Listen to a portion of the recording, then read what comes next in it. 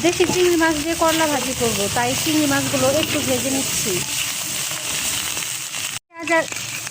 পেঁয়াজ আর কাঁচামরিচটা দিয়ে নিচ্ছি, তারপর আরেকটু ভেজে নিচ্ছি।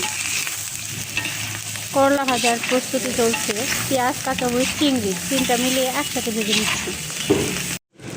দেশি চিংড়ি মাছ দিয়ে করলা ভাজি কার কার পছন্দ কমেন্ট বক্সে জানিয়ে যাবেন, কিন্তু জানিয়ে যেতে ভুলবেন না। আজকে ভাজি হচ্ছে করলা ভাজি, তাও আবার দেশি চিংড়ি মাছ দিয়ে।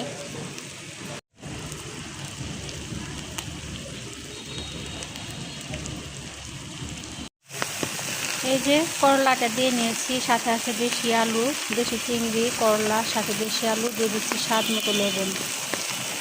এখানে কিন্তু আমি আর কোনো কিছুই ব্যবহার করব না।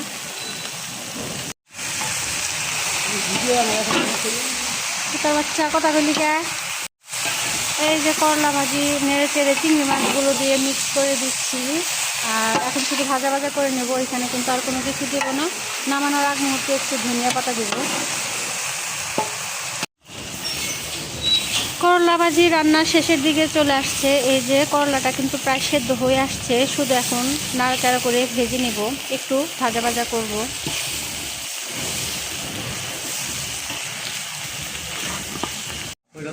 আমাদের শ্রদ্ধেয় লতিফ বাইরে দিচ্ছি করলা ভাজি নাড়ার জন্য, দেখেন একদম হাতে নিয়ে দাঁড়ায় রয়েছে।